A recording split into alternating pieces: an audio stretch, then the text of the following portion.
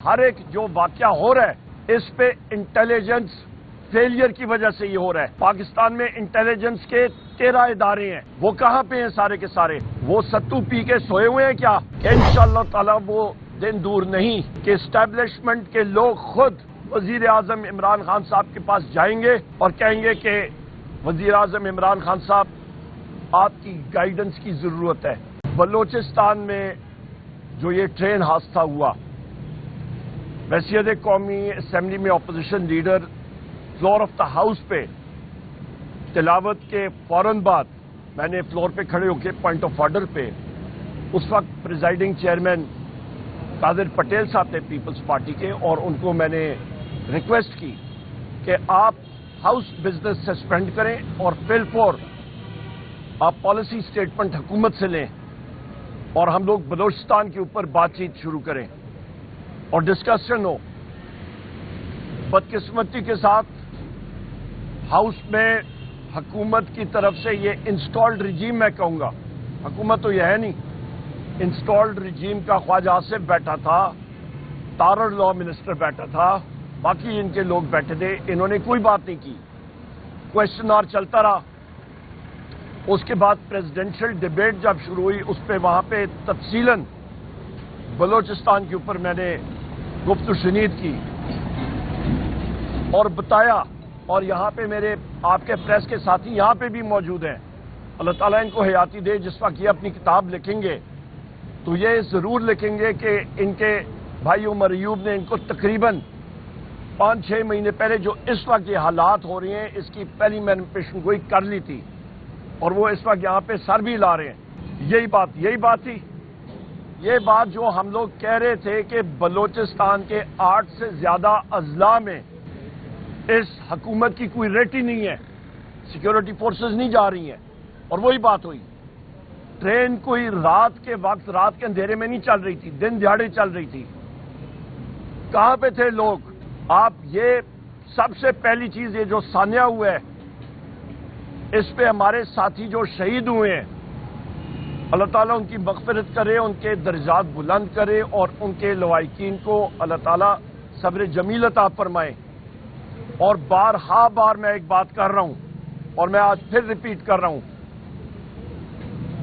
اور میں بحیثیت ایک محب وطن پاکستانی جس کا والد کی طرف سے 5 پشتیں مسلح فوج میں رہی ہیں اور ہیں، اور والدہ کی طرف سے 4 پشتیں، ہمارے قبرستان میں دیکھیں غازیوں کی قبریں ہیں، جنگیں لڑی ہیں ملک کے لیے۔ اور میں یہ کہتا چلوں اس دہشت گردی کا ہم لوگ شدید الفاظ میں بی ایل اے نے جو کیا اس کی مذمت کرتے ہیں، پہلی بات۔ دوسری بات، ہمارے نوجوان سپاہی، ہمارے نوجوان افسران آئے دن خون کا نذرانہ پیش کر رہے ہیں ملک کی دفاع کے لیے، ہم ان کو خراج تحسین پیش کرتے ہیں، وہ جام شہادت نوش کر رہے ہیں۔ اور یہاں پہ یہ میں بات کروں کہ یہ ہر ایک جو واقعہ ہو رہا ہے اس پہ انٹیلیجنس فیلئر کی وجہ سے یہ ہو رہا ہے۔ پاکستان میں انٹیلیجنس کے 13 ادارے ہیں، وہ کہاں پہ ہیں سارے کے سارے؟ وہ ستو پی کے سوئے ہوئے ہیں کیا؟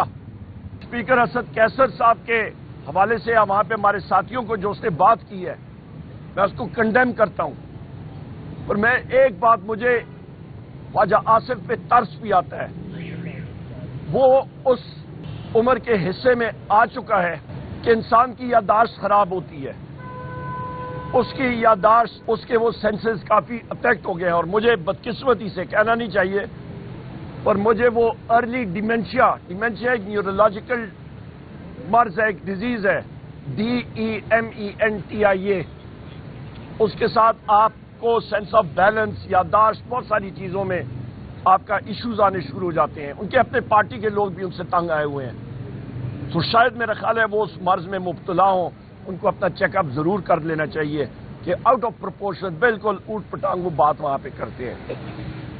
یہاں پہ خواتین و حضرات، میں اپنے لیڈر وزیر اعظم عمران خان صاحب کے حوالے سے، بشرا بی بی صاحبہ کے حوالے سے، باقی ہمارے کوٹ لکھپت کے ساتھیوں کے حوالے سے میں نے ابھی بات کی ہے، پر اپنے لیڈر وزیر اعظم عمران خان صاحب کے حوالے سے، بشرا بی بی کے حوالے سے یہ بات کروں گا کہ کل کورٹ آرڈر کے تحت میرے ساتھی اور میں ہم لوگ اڈیالہ جیل گئے ملاقات کرنے کے لیے.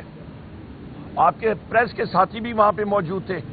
1.5 گھنٹہ ہم نے انتظار کیا، پر اڈیالہ جیل کے سپرنٹینڈنٹ نے معذرت کی. اس نے کہا میں نہیں کرا سکتا، حالانکہ اس نے خود کورٹ کے سامنے، عدالت کے سامنے یقین دہانی کرائی تھی. وہ توہین عدالت کمٹ کر رہا تھا، اور وہ بار بار یہی بات آ رہی تھی کہ جی اڈیالہ میں جو کرنل بیٹھا ہے اس کے احکامات ہیں تو وہ ہمیں نہیں کرا سکتا. اور بھائی اس کا کرنل کا کام کیا ہے اڈیالہ کے افیئرز میں مداخلت کرنے کا؟ تو یہ حقائق آپ سامنے رکھیں. وزیر اعظم عمران خان صاحب صرف اور صرف اس لیے جیل میں بیٹھے ہیں کیونکہ وہ نہ ڈیل چاہتے ہیں نہ ڈیل چاہتے ہیں. وہ ایک بہادر شخص ہے. بشرا بی بی ایک بہادر خاتون ہے، اور انہوں نے اپنے اصولوں پہ وہ لوگ کھڑے ہیں. ہم لوگ ان کی بہادری کو، ان کی جرأت کو سلام پیش کرتے ہیں. اور یہ میں بات کہتا چلوں، میری پھر پیشن گوئی ہے کہ انشاءاللہ تعالی وہ دن دور نہیں کہ اسٹیبلشمنٹ کے لوگ خود وزیر اعظم عمران خان صاحب کے پاس جائیں گے اور کہیں گے کہ وزیر اعظم عمران خان صاحب آپ کی گائیڈنس کی ضرورت ہے، ملک کو آپ کی ضرورت ہے، آپ آئیں. الیکشنز پاکستان میں ہوں گے انشاءاللہ تعالی. اور یہاں پہ یہ بھی میں بات کر رہا ہوں کہ اس وقت جو الیکشن کمشنر بیٹھا ہوا ہے، چیف الیکشن کمشنر، وہ غیر آئینی، غیر قانونی طور پہ بیٹھا ہوا ہے. اس کی مدت ملازمت ختم ہو چکی ہے. اسپیکر کو میں نے بھی اور چیئرمین سینٹ کو شبلی فراز صاحب نے 15 جنوری کو خط لکھے تھے کہ ان کو چینج کرائیں. ہمارے نام تیار ہیں. اسپیکر نے فلور آف دا ہاؤس پہ ایشورنس دی تھی، اور 2 دن پہلے بھی. ابھی تک وہ خط میرے پاس آیا نہیں ہے اسپیکر کی طرف سے کہ ہم لوگ پارلیمنٹری کمیٹی بنائیں. اور میں نے فلور آف دا ہاؤس یہ بات کہی تھی کہ شاید اسپیکر ایاز صادق نے وہ خط قطری خط کی طرح اسی ایڈریس پہ شاید بھیج دیا ہو، گم ہو گیا ہوگا. پر ہم لوگ پھر اس کو لکھیں گے اور اپنے نام ہمارے تیار ہیں دینے کے لیے. بہت شکریہ. خواجہ آصف صاحب نے تنقید کی ہے کل کے حوالے سے کہ جو پی ٹی آئی والے وہ تنقید کرتے ہیں، لیکن ان کے جو بانی میڈیا انہوں نے آج تک مذمت نہیں کی. اور دوسرا، حلیمہ خان کا وکلاء کے ساتھ جو برہمی کا اظہار، وہ ویڈیو چل رہی ہے، اس والے سے آپ کیا کہیں گے؟ دیکھیں جی، سب سے پہلی بات یہ ہے کہ خواجہ آصف کے بارے میں نے کہہ دیا ہے. وہ اس عمر کے حصے میں ہے بیچارہ. اس کو میں نے بتا دیا کہ میں ڈاکٹر نہیں ہوں، پر انسان دیکھتا ہوتا ہے نیورولوجیکل ایشوز سے آنے شروع ہو گئے، تو ڈیمینشیا کے وہ سٹیجز جو ہوتے ہیں وہ ہوتے ہیں، وہ سینسز میں نہیں رہتا بیچارہ. نمبر 1. اور نمبر 2، وزیر اعظم عمران خان صاحب کے حوالے سے اس نے بات کی ہے فلور آف دا ہاؤس. سب سے پہلے اس کا ٹویٹ دیکھ لیں، اس کی ڈیناؤنسیشن وہ ہم نے کی ہے. میں نے بحیثیت اپوزیشن لیڈر کی ہے، پاکستان تحریک انصاف کے سوشل میڈیا نے کی ہے. نمبر 1. نمبر 2، جس وقت جے آئی ٹی نے کل مجھے بلایا تھا وہاں پہ آئی جی کے سربراہی میں وہ جے آئی ٹی بنی تھی، اس سے میں نے پوچھا، آئی جی کو تو میں نے پوچھا اسلام آباد کے کہ تم تو یہاں پہ جے آئی ٹی سے سائٹ پہ ہٹو نا، تمہارے خلاف تو میں نے پرچہ دیا ہوا ہے ہری پور میں کہ میرے 4 ملازمین کو تم نے اغوا کیا تھا 26 نومبر کو، اور میری 2 گاڑیاں تم نے چرائی تھی. ایک اور دوسرا، آرٹیکل 7 پڑھ کے میں نے ان کو سنایا، اور میں نے کہا آپ لوگ یہاں پہ اسٹیٹ کے اوزار بیٹھے ہیں، ریاست کے اوزار ہیں. ریاست میں ہوں بحیثیت لیڈر آف دی اپوزیشن اور ایم این اے، آپ مجھے بلا ہی نہیں سکتے ہیں. نمبر 1. نمبر 2، آپ نے بات کی حلیمہ صاحبہ کے حوالے سے. حلیمہ صاحبہ نے وکلاء کے حوالے سے ایسی کوئی بات نہیں کی ہے کہ برہمی کا اظہار کریں. یہ بھی ان کے وکیل ہیں، یہاں پہ رانا صاحب ان کو ریپرزینٹ کرتے ہیں، تو لہٰذا ایک چیز کو ٹویسٹ نہیں دینا چاہیے. عمر صاحب یہ بتا دیں کہ آپ نے ابھی بات کی بطور ایک اپوزیشن، کیونکہ ہمیشہ کمیشن کی بات جو ہے وہ اپوزیشن کمیشن بنائے گئے ہیں، حکومت بناتی نہیں ہے، اور جس پر بن جاتی ہیں اس کی رپورٹ سامنے نہیں آتی. اس کی کیا وجہ ہے کہ بننے کے بعد رپورٹ کیوں نہیں سامنے آتی؟ دیکھیے جی، بہت اہم سوال ہے، اور اس کا میں ہر بار میں یہی میری ڈیمانڈ ہوتی ہے کہ کمیشن رپورٹس بننی چاہیے. آپ ان سے سبق سیکھیں. Abbottabad commission report Osama bin Laden کی جو رپورٹ بنی تھی، اور اس پہ کافی آئی جی مرحوم عباس صاحب مرحوم جو تھے ان کی سربراہی میں وہ سامنے آنی چاہیے. اس سے ہمیں سیکھنا چاہیے کہ ہمارے ڈیفنسز میں کیا کوتاہیاں ہوئیں، کون اس کا ذمہ دار، ایک فورن فورس جو ہے وہ ہمارے ایئر سپیس کو چیرتی ہوئی ایبٹ آباد میں لینڈ کرتی ہے، آپریشن کرتی ہے اور چلی جاتی ہے، ہمیں پتہ تو چلے نا. اور وہاں پہ جو ان کا ٹارگٹ تھا اسامہ بن لادن جو تھے وہ وہاں پہ پاکستان میں اتنی دیر کر کیا رہے تھے. پھر میں نے یہ بھی پوچھا ہے کہ ریمنڈ ڈیوس ہو گیا، آپ کا ایمل کانسی تھا، آپ کا ابھی جو جس شخص کو انہوں نے پکڑا کیا نام ہے شریف اللہ، وہ پاکستان میں یہ کیسے یہاں سے گئے؟ شریف اللہ یہاں پہ آیا کیسے؟ کتنی دیر سے یہاں پہ تھا؟